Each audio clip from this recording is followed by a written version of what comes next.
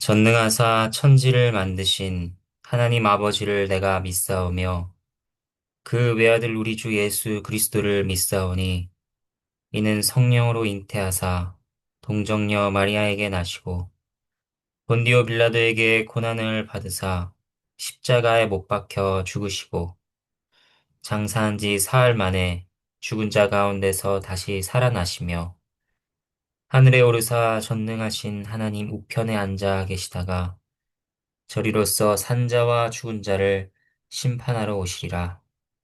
성령을 믿사오며 거룩한 공예와 성도가 서로 교통하는 것과 죄를 사하여 주시는 것과 몸이 다시 사는 것과 영원히 사는 것을 믿사옵나이다. 아멘. 함께 찬송가 494장 찬양하도록 하겠습니다. 찬송가 494장 3절과 4절을 찬양하도록 하겠습니다. 빈손 들고 앞에 가 십자가를 붙드네 의가 없는 자라도 도와주심 바라고 생명샘에 나가니 나를 씻어 주소서 살아생전 숨쉬고 죽어세 상 떠나서 거룩하신 주 앞에 끝날 심판당할 때 만세 반석 열리니 내가 들어갑니다. 아멘. 네, 함께 보실 하나님의 말씀은 요한계시록 14장 14절에서 20절 말씀입니다. 제가 하나님의 말씀을 받들어 읽겠습니다. 그 전에 함께 기도하도록 하겠습니다. 하나님 아버지 참으로 감사를 드립니다. 주의 말씀을 통하여서 저에게 위로를 전하시고 또 권면을 주시고 새로운 삶을 살아갈 힘을 주심에 감사를 드립니다. 하나님을 알아가게 하심에 감사를 드립니다. 저희의 심령이 하나님 말씀 앞에서 온전히 순종하고 또 그 말씀을 기뻐할 수 있도록 또 그 삶의 그 말씀에 적용되어 또 하나님 뜻대로 살아갈 수 있도록 은혜를 베풀어 주시옵소서. 감사를 드리며 예수 그리스도 이름으로 기도합니다. 아멘. 네, 하나님 말씀 요한계시록 14장 14절에서 20절 말씀 제가 받들어 읽겠습니다. 또 내가 보니 흰 구름이 있고 구름 위에 인자와 같은 이가 앉으셨는데 그 머리에는 금 면류관이 있고 그 손에는 예리한 낫을 가졌더라. 또 다른 천사가 성전으로부터 나와 구름 위에 앉은 이를 향하여 큰 음성으로 외쳐 이르되 당신의 낫을 휘둘러 거두소서 땅의 곡식이 다 익어 거둘 때가 이르렀음이니이다 하니 구름 위에 앉으신 이가 낫을 땅에 휘두르매 땅의 곡식이 거두어지니라. 또 다른 천사가 하늘에 있는 성전에서 나오는데 역시 예리한 낫을 가졌더라. 또 불을 다스리는 다른 천사가 제단으로부터 나와 예리한 낫 가진 자를 향하여 큰 음성으로 불러 이르되 내 예리한 낫을 휘둘러 땅에 포도송이를 거두라. 그 포도가 익었느니라 하더라. 천사가 낫을 땅에 휘둘러 땅에 포도를 거두어 하나님의 진노의 큰 포도주 틀에 던짐에 성 밖에서 그 틀이 밟히니 틀에서 피가 나서 말 굴레까지 닿았고 1600 스타디온에 퍼졌더라. 하나님의 말씀입니다. 하나님께 감사합니다. 두 개의 추수 장면이 나옵니다. 곡식과 포도 추수입니다. 앞에 곡식 추수는 성도들의 구속에 대한 상징입니다. 그리고 포도 추수는 불신자들의 심판에 대한 상징입니다. 먼저 곡식 추수를 보도록 하겠습니다. 이 장면은 하나님의 백성들을 거두시는 은혜로운 추수의 순간을 보여줍니다. 14절에 추수한 분에 대한 묘사가 나옵니다. 흰 구름 위에 앉으신 인자 같은 이입니다. 금 면류관을 쓰셨습니다. 승리하신 분이요, 통치하시는 분으로서 그리스도를 묘사하는 것입니다. 그분은 한때 이 땅에 종의 모습으로 오셨습니다. 고난과 죽음을 당하셨죠. 하지만 부활하신 이후로 승리자이자 통치자로서의 영광을 입으셨고, 이제는 심판과 구원의 주로 다시 오십니다. 때가 되면 그 영광 앞에 모든 자들이 서게 될 것입니다. 그리고 그가 손에 날카로운 낫을 들고 계시는데, 이 낫은 무서운 파괴의 도구가 아닙니다.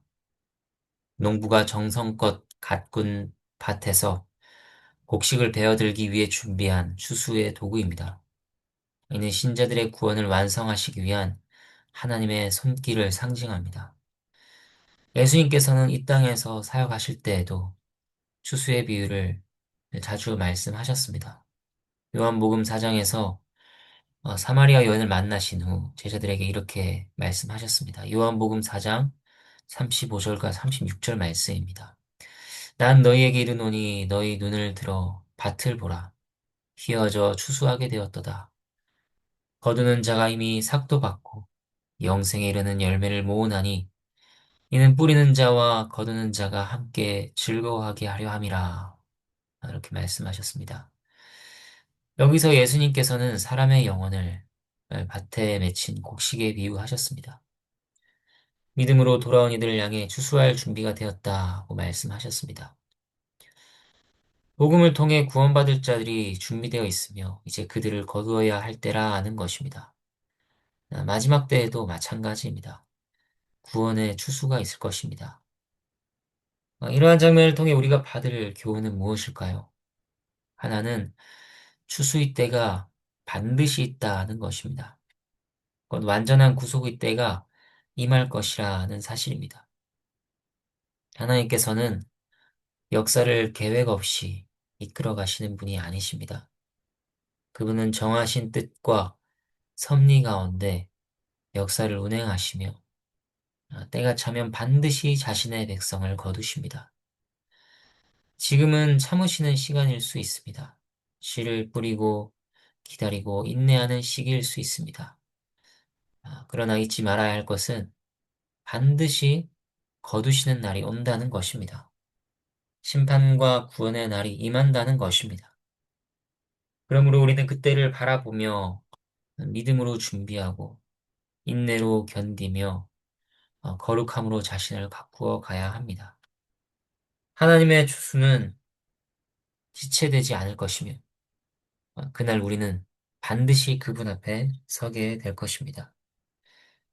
두 번째로 생각할 교훈은 신자들이 주님께서 기쁨으로 거두시는 열매라는 것입니다. 그분의 땀과 노력과 애씀의 결실이 신자들입니다. 주께서는 그들을 매우 기뻐하십니다. 주님께서 들판을 둘러보시며 휘어져 추수할 때가 되었다 하셨을 때 그 밭에는 바로 우리의 이름이 새겨진 열매가 있습니다. 우리는 그분의 피와 땀, 십자가의 고통 가운데 맺어진 결실입니다. 주님은 단지 우리를 거두시기 위해 낫을 드신 것이 아닙니다. 기쁨으로 거두시기 위해, 사랑으로 맞이하시기 위해 낫을 드신 것입니다. 마치 부모가 자녀를 위해 온갖 수고를 감당하고 그 자녀가 바르게 자라는 모습을 보며 보람을 느끼는 것처럼 그리스도께서도 자신이 살리신 영혼들을 기쁨으로 맞이하십니다. 물론 이 땅에서 우리 삶에는 슬픔과 고난이 많습니다. 뜻대로 되지 않는 일들이 있고 마음의 무게를 더하는 문제들이 끊임없이 찾아옵니다.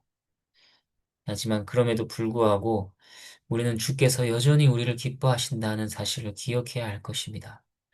우리를 위해 일하고 계시며 우리 안에서 열매를 맺고 계심을 잊지 않아야 할 것입니다. 그분의 손길은 지금도 멈추지 않았고 우리를 끝까지 책임지시고 완성해 가십니다. 이제 본문 7절부터 이어지는 포도 추수의 장면을 보겠습니다. 앞선 곡식 추수가 구속받은 자들을 향한 은혜의 추수였다면 이제는 진노와 심판의 추수가 펼쳐집니다. 본문을 보면 그것은 두 단계로 이루어지는 것을 볼 수 있습니다. 포도를 거두고 그것을 포도주 틀에 넣어 밟는 장면이 나옵니다. 이 장면은 단순한 수학이 아닙니다. 악에 대한 하나님의 거룩한 진노와 심판을 상징하는 무거운 장면입니다. 이 장면은 구약의 이사야 63장 3절의 예언과도 직접 연결됩니다. 만민 가운데 나와 함께한 자가 없이 내가 홀로 포도주, 포도즙 틀을 밟았는데 내가 노함으로 말미암아 무리를 밟았고 분함으로 말미암아 짓밟았으므로 그들의 선혈이 내 옷에 튀어 내 의복을 다 더럽혔음이니 여기서 하나님께서는 홀로 포도즙 틀을 밟으셨다고 하십니다. 단순한 노동이 아니라 공의의 분노가 직접적으로 실행되는 행위입니다. 이사의 말씀처럼 그들의 피가 튀어 옷을 더럽힐 정도로 강력한 심판입니다.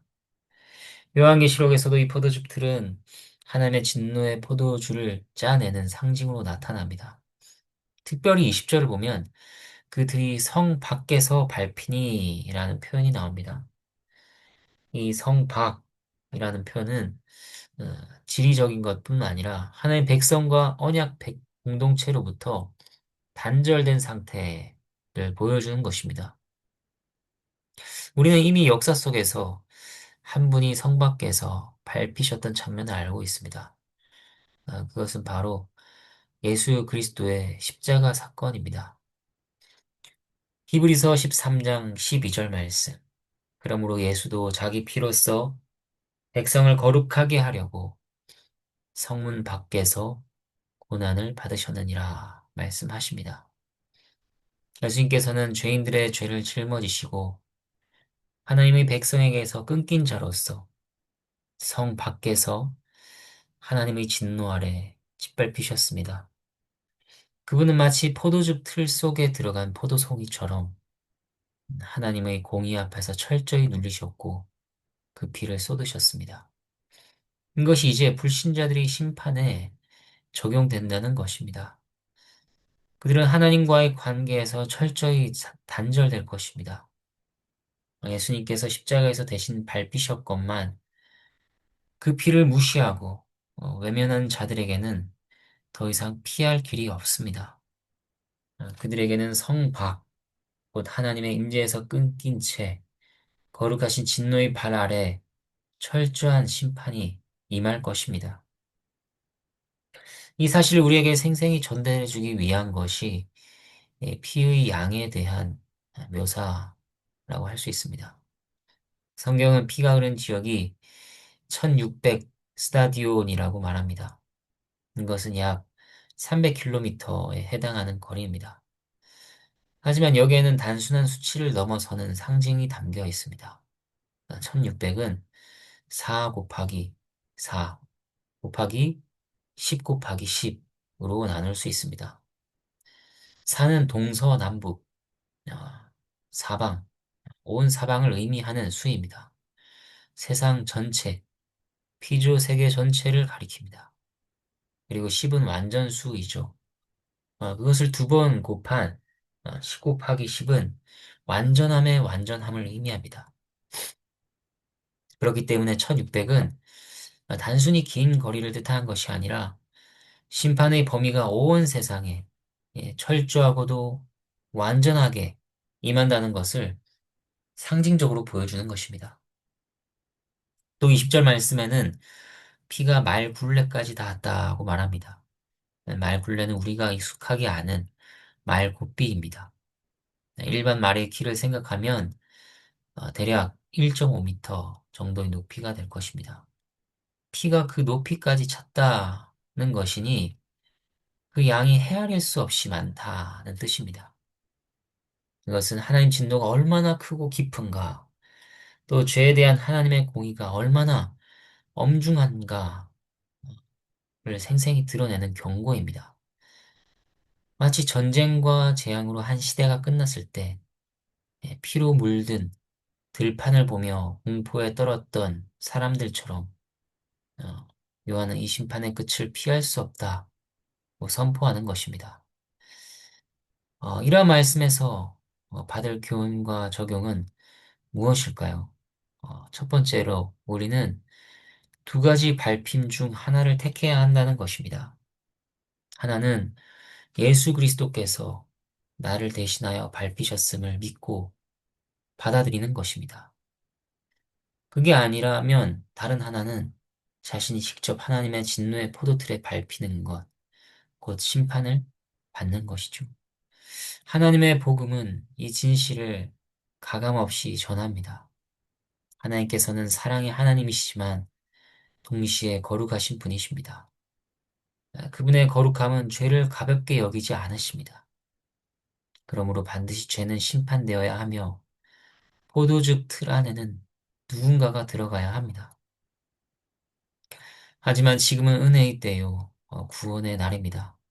하나님께서는 아무도 멸망하지 않고 회개에 이르기를 원하십니다. 지금은 노아의 날처럼 심판이 오기 전의 마지막 기회입니다. 방주가 준비되고 문이 열려 있는 이때에 우리는 속히 그리스도의 피 아래로 피신해야 합니다. 예수님께서 성 밖에서 밟히셨죠. 그분의 피는 단지 흘려진 피가 아니라 우리를 위한 대속의 피입니다. 그리스도의 피 아래에 있는 자는 결코 하나님의 심판에 밟히지 않습니다. 우리는 이 은혜의 피를 믿고 붙들어야 할 것입니다. 그리고 예수 그리스도 안에서 보호받는 열매로 살아가야 합니다. 하나님의 심판은 반드시 임합니다. 그리고 그 심판은 전 우주적이며 완전하고 철저합니다. 피할 길은 오직 하나, 그리스도 안에 거하는 것입니다. 혹시 지금도 세상의 포도밭에서 쾌락과 자기 뜻을 따라 살고 있다면 결국 그 틀에서 짓밟히는 날이 올 것임을 잊지 말아야 할 것입니다. 두 번째로 받을 교훈은 하나님의 진노의 포도주 틀이 하나님과 그분의 백성들을 대적하는 자들에게 보복하시는 심판이라는 것입니다. 이것은 단지 무서운 경고가 아닙니다. 신자들에게 주시는 놀라운 위로의 말씀입니다. 하나님께서 우리의 억울함과 고통을 잊지 않으시고 반드시 의로 심판하신다는 약속이기 때문입니다. 우리는 세상에서 때로 조롱받고 억울함을 겪고 불의한 자들에 의해 고통을 당합니다. 믿음대로 살려고 하면 할수록 손해를 보고 소외되기도 합니다. 그러나 하나님께서는 말씀하십니다. 원수 갚는 것이 내게 있으니 내가 갚으리라. 이것은 하나님께서 당신의 백성을 대신해 싸우시겠다는 약속입니다. 우리가 직접 원수에게 보복하지 않아도 되는 이유는 하나님께서 반드시 공의로 갚으시기 때문입니다. 마치 포도주 틀에 포도를 넣고 꾹꾹 밟듯이 하나님의 진노는 그분의 거룩하신 발로 악인들을 누르시고 억압당한 자들을 위해 정당한 심판을 내리시는 것입니다. 그 짓밟음은 무의미한 폭력이 아니라 하나님 백성의 신음을 들으신 공의의 발걸음입니다. 이 짓밟음이 없다면 그 누구도 고난 중에 소망을 가질 수 없을 것입니다. 요한계시록은 분명히 하나님께서 악을 가볍게 여기지 않으시고 반드시 심판하신다 하는 것을 선포하고 있습니다. 이 말씀 앞에서 우리는 두 가지 모습으로 응답해야 할 것입니다. 하나는 현재 당하고 있는 고난 속에서도 낙심하지 말고 하나님 공의를 믿고 기다리는 것입니다. 그 심판은 반드시 이루어질 것입니다. 하나님의 시간은 더디지 않으며 그분의 판단은 완전하고 정확할 것입니다. 두 번째로 우리는 우리의 원수에 대하여 인내해야 한다는 것입니다. 그것은 연약하거나 어리석어서가 아니라 하나님께서 최종적으로 갚아주시리라 하는 믿음 때문입니다. 우리는 복수를 포기하고 하나님께 그 일의 결과를 맡기는 믿음의 삶을 살아야 합니다. 이것이 진정한 신자의 위로입니다. 하나님의 진노의 포도주들은 무서운 재앙이자 동시에 억울함을 갚아주시는 사랑의 심판입니다. 우리가 그 안에 있지 않다는 사실이 은혜이며 동시에 세상에서 겪는 불의 앞에서도 흔들리지 않게 해주는 큰 힘이 되는 것입니다. 오늘도 말씀과 성령으로 우리 모두를 하나님께서 붙드시고 인도하시며 다스리시기를 간절히 바랍니다. 주님께서 가르쳐 주신 기도로 함께 기도하겠습니다. 하늘에 계신 우리 아버지여, 이름이 거룩히 여김을 받으시오며, 나라가 임하시오며, 뜻이 하늘에서 이루어진 것 같이 땅에서도 이루어지다. 오늘 우리에게 일용할 양식을 주시옵고, 우리가 우리에게 죄 지은 자를 사하여 준 것 같이 우리 죄를 사하여 주시옵고, 우리를 시험에 들게 하지 마시옵고, 다만 악에서 구하시옵소서. 나라와 권세와 영광이 아버지께 영원히 있사옵나이다. 아멘.